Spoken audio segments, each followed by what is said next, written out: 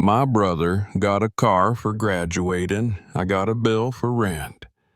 That sentence kept echoing in my mind as I trudged along the dusty road leading away from my family's house. The sky over our small African town was a brilliant orange, the sun already beating down on my back as if determined to remind me I had no home to turn back to. Our house stood at the edge of town, a pale structure with iron bars on the windows and a courtyard where mango trees leaned lazily under the weight of ripe fruit. I had grown up there, helping Mama shell peas, helping Papa sweep the yard, always helping. And yet, when my brother Malcolm graduated from university last week, they gave him a brand new Toyota Hilux shiny white with black leather seats and a sound system that made the neighborhood kids' eyes pop. When I turned 24, Papa handed me an envelope with a rent bill, 900 South African rand due by the first of every month. That night, as everyone cheered Malcolm's bright future, Papa looked at me, eyes cold and unyielding, and said, "It's time you start paying for the privilege of living under this roof." There was no discussion, no room for explanation, only a verdict.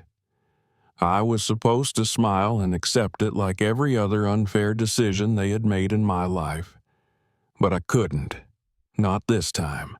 The years of doing everything right, working 2 jobs, saving every spare rand, attending online classes late into the night had earned me nothing but scorn. I was always the quiet one, the good daughter, the one who didn't make trouble. Yet every time Malcolm messed up, somehow it was my fault. I remembered being 16 and watching him crash Papa's old car into the neighbor's fence. When Papa found out, he didn't scold Malcolm. He turned to me, eyes sharp as knives, and said, "You knew about this, didn't you?" I hadn't, of course, but that didn't matter. The second rule of our house was that everything was always my fault.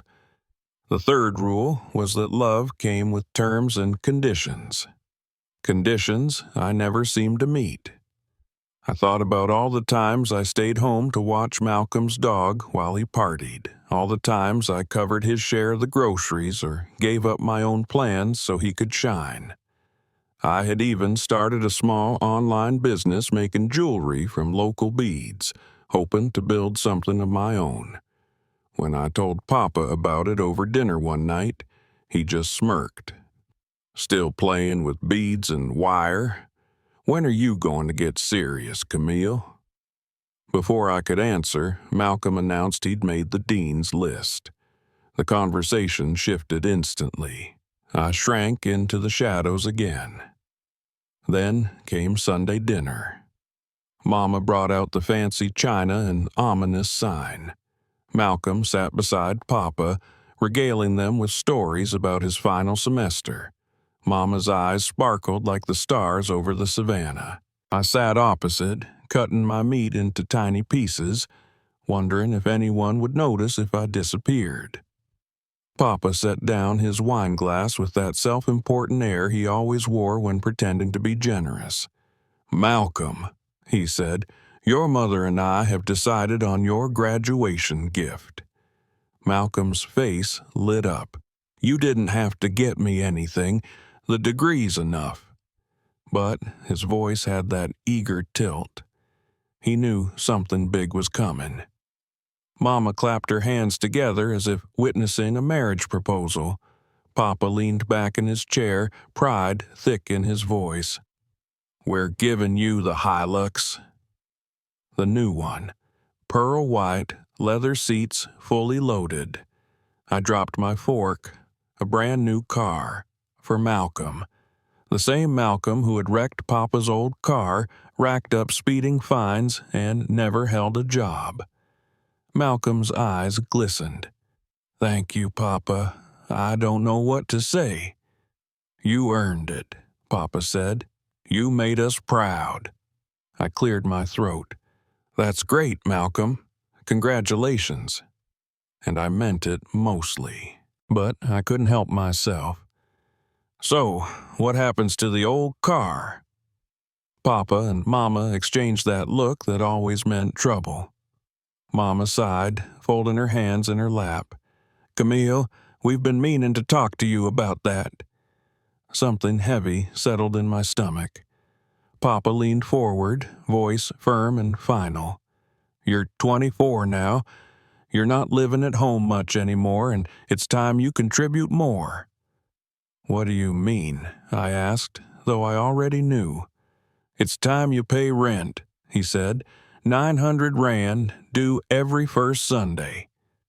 The silence was so thick I could hear the old wall clock ticking. 900. That was more than half of what I made at both jobs. "Malcolm stayed here rent-free until he graduated," I said. "Even during breaks." Papa's tone hardened. "That's different. He was studying. So am I. Online. That's not the same, Camille, and you know it." Just like that, I was being punished for being responsible, for trying to build a life without them, for trying to be good. I looked at Mama, hoping for help. She stared at her hands. "Your father's right, baby. It's time." I looked at Malcolm. He stared at his lap. Maybe he felt guilty. Maybe he didn't. 900, I repeated, my voice steady. "Next Sunday." "To new beginnings," Papa said, raising his glass. "To Malcolm's future and Camille's new responsibilities." They clinked glasses. I smiled politely, stood up, and began clearing the dishes. But as I scrubbed the laughter off the fine china, something inside me cracked. I had always been the quiet one, the peacemaker, the one who tried to hold everything together. But standing there at the sink, I realized something terrifying and liberating. Being good had earned me nothing. No respect, no love, not even a used car. That night, I lay in bed, calculating rent, groceries, transport, phone bills. The numbers didn't work, not unless I gave up everything I'd built for myself, unless I made a different choice. So I did. I planned my escape in silence, my heart pounding like a drum. I wasn't the type to slam doors, but I knew I was leaving. By Tuesday, I was all smiles again. I poured Mama's tea, kissed her cheek, and told Papa I'd think about my new responsibilities. But inside, I was packing. My laptop, my grandmother's gold locket, a stack of journals she'd left me. The only inheritance I'd ever get from that house. By Thursday, I was ready. That night, I wrote a letter. Not a goodbye, but a reckoning. A full account of every sacrifice I'd made, every moment I'd been overlooked, every time I'd swallowed my pride so Malcolm could thrive. At the bottom, I wrote one sentence. "You won't find me unless I want to be found." At 4:30 a.m. on Friday, I left the house. I carried my duffel bag and 24 years of quiet resentment. The street was still and cool, the air sharp in my lungs. I didn't look back. I was done being the good daughter. I was done carrying other people's burdens. I walked to the bus station under a sky that was just beginning to turn pink with dawn, and I knew whatever happened next, it would be my choice. For the first time in my life, I was free. The bus rumbled through the early morning stillness, carrying me away from everything I had ever known. Outside the window, the land stretched wide and empty.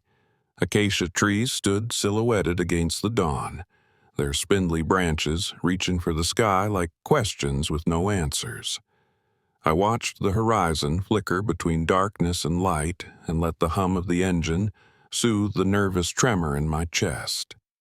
My duffel bag sat on the seat beside me, heavy with the few things I had chosen to keep.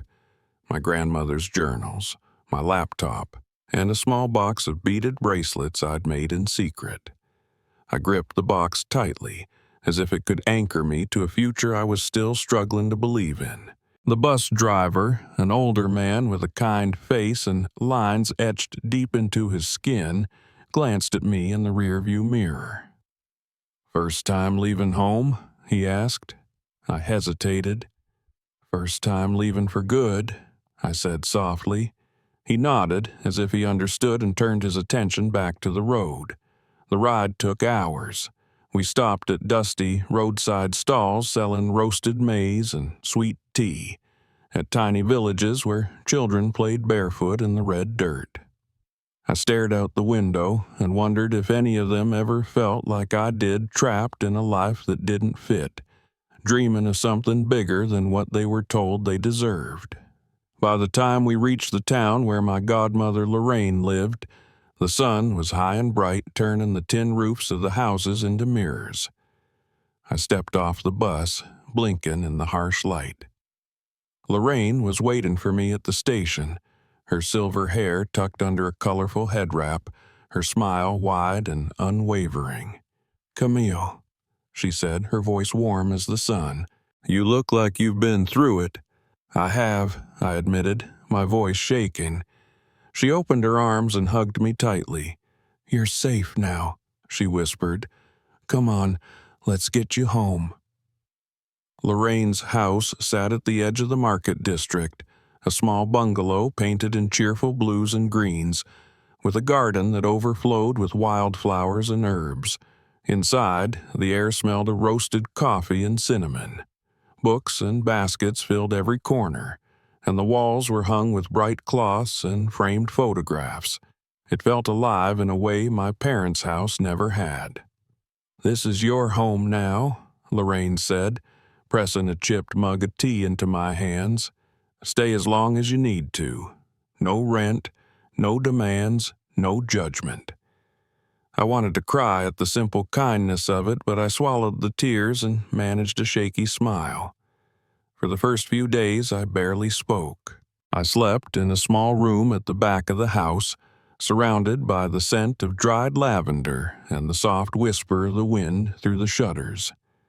I read my grandmother's journals late into the night, tracing the elegant curves of her handwriting, trying to piece together the story she had hidden from everyone but me.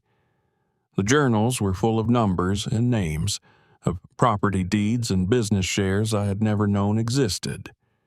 My grandmother had been so much more than the quiet woman who taught me how to braid my hair and shell peas. She had been a force, a protector of the family's true inheritance, and she had left it all for me. One evening, Lorraine found me at the kitchen table, poring over the journals with a frown. "What are you looking for, baby?" she asked, her voice gentle.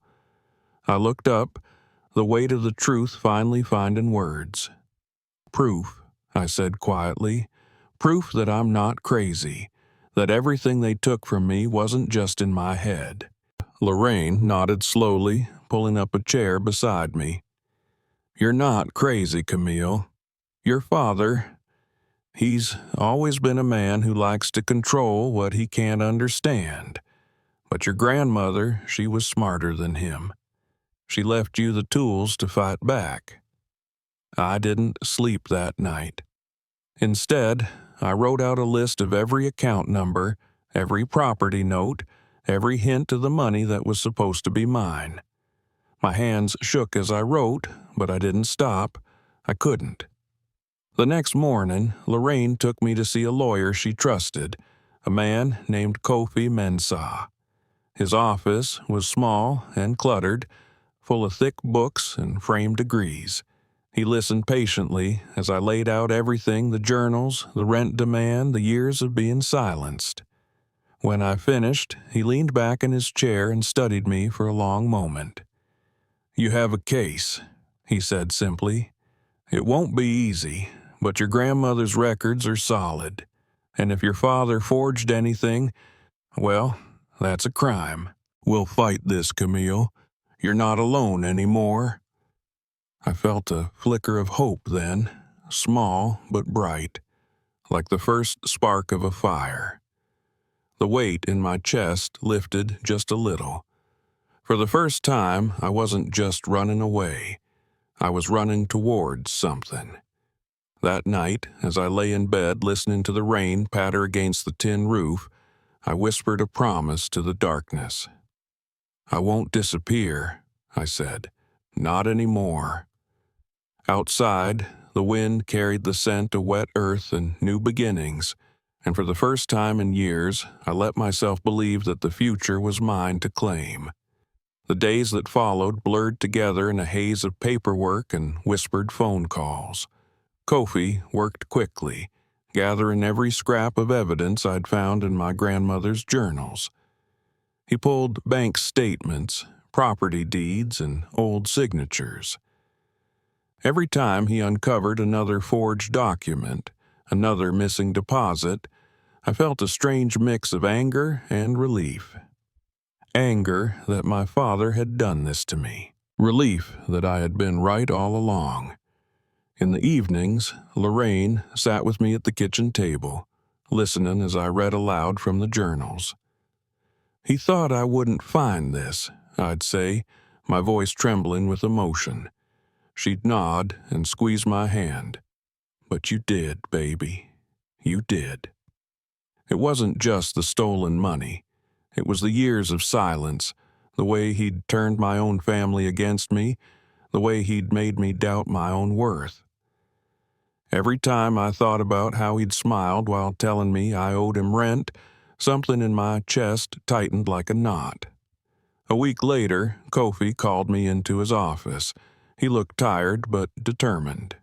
"Camille, I've filed the paperwork to freeze the accounts he stole from you," he said. "It's a small victory, but it's a start." I felt a rush of hope, tempered by caution. "What happens now?" I asked. "Now," he said, leaning forward, "we wait for the court to respond, and we prepare for whatever your father does next." I knew what that meant. My father wasn't the type to accept defeat. That night, my phone buzzed with a message from him. "This nonsense ends now. Come home." I stared at the screen, feeling the old fear creeping back. But then I remembered the journals, the signatures, the conversations with Lorraine and Kofi. I wasn't that scared, silent girl anymore. The next morning, I stood in front of Lorraine's bathroom mirror, my hair pulled back, my eyes fierce. I thought about the girl who had left home with a duffel bag and a note. She hadn't known how strong she really was. She didn't know she'd be the one to bring the truth to light. That afternoon, I met with Kofi again. "You're going to have to confront him," he said gently, "in court or in person. Are you ready for that?" I took a deep breath. "I have to be," I said. "I'm not hiding anymore." Lorraine drove me to the old neighborhood the next day. The road felt both familiar and foreign. Every turn a memory I wasn't sure I wanted to revisit. The house loomed ahead, painted bright white with tall gates and manicured gardens. My father's kingdom. I stood at the gate, heart pounding. I saw him through the window, pacing in the living room, the man who had taught me to fear him, the man who had stolen from me and called it love. I knocked. He opened the door, his face a mixture of surprise and anger. "Camille," he said, his voice sharp, "what are you doing here?" I stood tall, refusing to shrink. "I came for the truth," I said, "and to get back what's mine." His eyes narrowed. "You're making a mistake." "No," I said, my voice steady. "You did." He stepped aside and I walked into the house that had never truly been mine. Every piece of furniture, every picture on the wall, it all felt different now, like a museum of a life that never really belonged to me. We sat across from each other in the living room. The silence stretched between us like a taut rope. Finally, he spoke. "I did what I had to do," he said. "You were always too soft to survive in this world." "You call stealing from your own daughter survival?" I asked. My voice was calm, but the rage simmered underneath. He leaned back in his chair, his face hard. "I built this family," he said. "Everything you have is because of me." I shook my head. "Everything I have now is because I left you." He laughed bitterly. "You think you're strong enough to fight me?" I met his gaze, unwavering. "I know I am." He didn't answer. The silence stretched out, and I could see the fear behind his eyes. He knew he was losing. That night, I sat with Lorraine on her porch, the stars bright above us. She handed me a cup of tea. "You did it," she said softly. "You faced him." I nodded. "But it's not over." She smiled. "No, baby, it's just beginning." The wind rustled the leaves and I felt something shift inside me. I wasn't just running from my past anymore. I was building a future one where I didn't have to ask for permission to be myself. Tomorrow, I'd meet with Kofi again. We'd talk about court dates and depositions.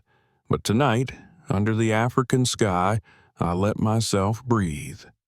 For the first time in years, I felt free. The next morning, the sun streamed through the window, illuminating the desk piled high with documents and files Kofi had prepared. I sat there, my hands trembling around a cup of tea, my heart heavy with what lay ahead. The Kumasi District Court, the place that would decide the fate of everything I had fought for, awaited. Kofi placed a reassuring hand on my shoulder.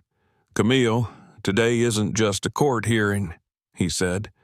"Today is the day you reclaim your voice." On the road to the courthouse, the car rattled gently over potholes on the red dirt street. I stared out the window, watching street vendors and children playing on the sidewalk, and wondered what mark I would leave on this world. Lorraine sat beside me, squeezing my hand. "You've lost so much to fear," she said. "Today is the day you get back what's yours."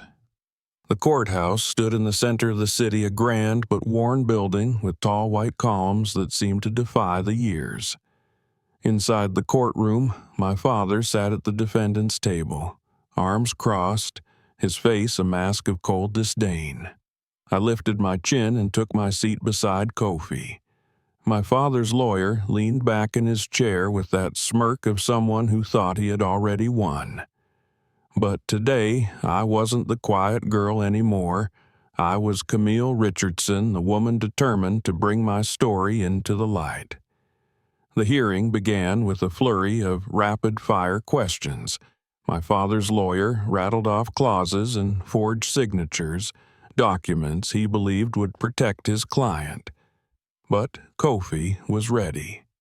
He countered every question with evidence: my grandmother's journal entries, bank statements, letters in her unmistakable handwriting. I sat there, eyes fixed on my father, unflinching, refusing to shrink back. "Your Honor," Kofi began, his voice calm yet forceful, "Camille Richardson is not just a victim of financial abuse, but a survivor of years of psychological manipulation.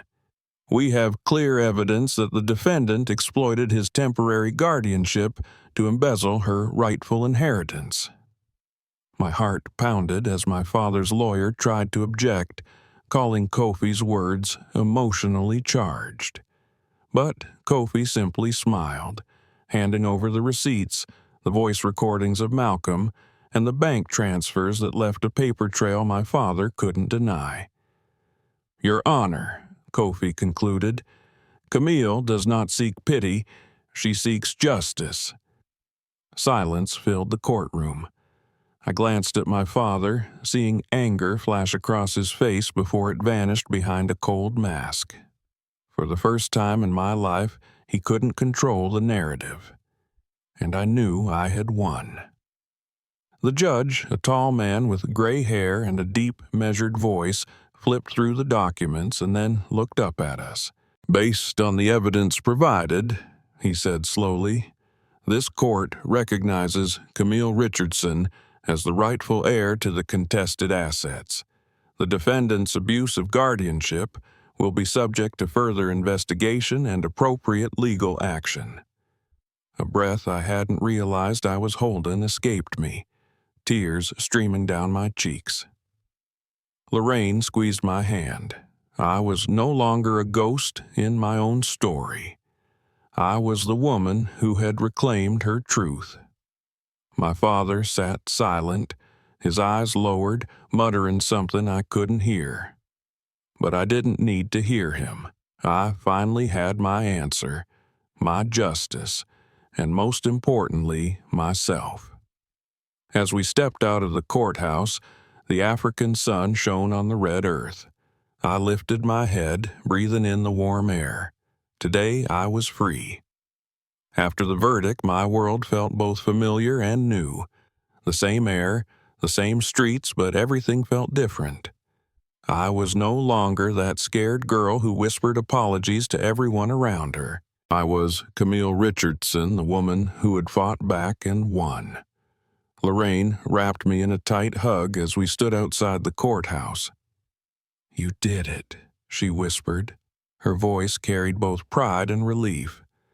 I smiled and hugged her back. "We did it," I said, because she had carried me through every step of this fight. That evening, we sat on the veranda of Lorraine's home as the last rays of sun bathed the sky in pink and gold.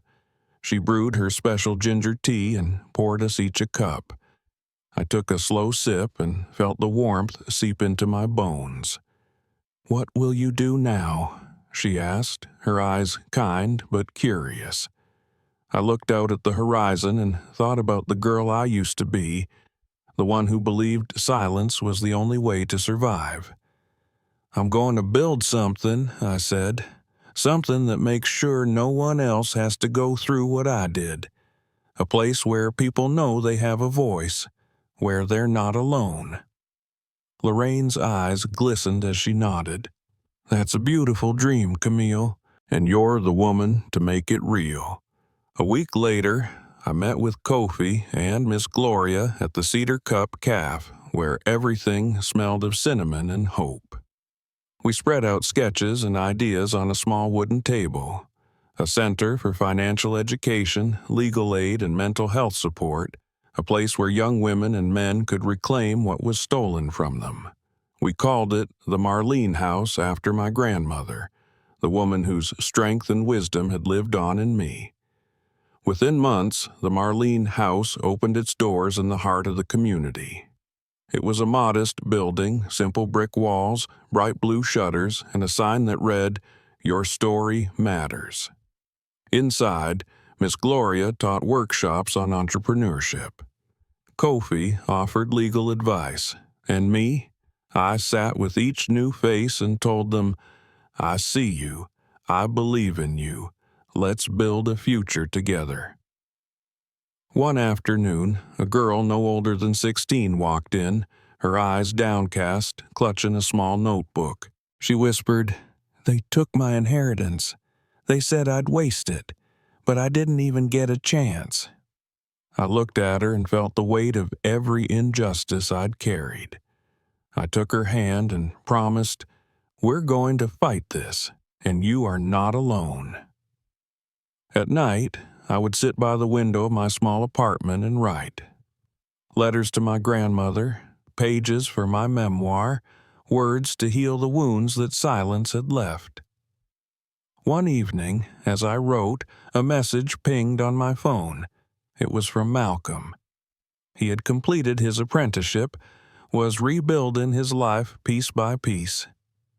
"I'm sorry, Camille," he wrote, "for everything. I'll pay back what I took." I read his message and exhaled. I wasn't sure if I was ready to fully forgive him, but I knew I was ready to let go of the bitterness. Healing was a process, one step at a time. As the first anniversary of the court verdict approached, I stood on the steps of the Marlene House, the African sun warm on my face. A small crowd gathered. Old friends, new allies, strangers who had become family. I spoke into the microphone, my voice steady and sure. A year ago, I thought my story didn't matter.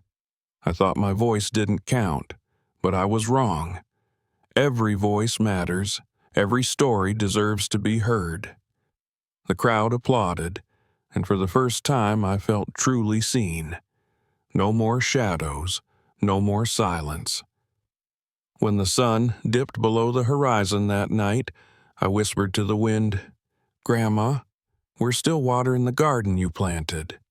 And I knew this was just the beginning.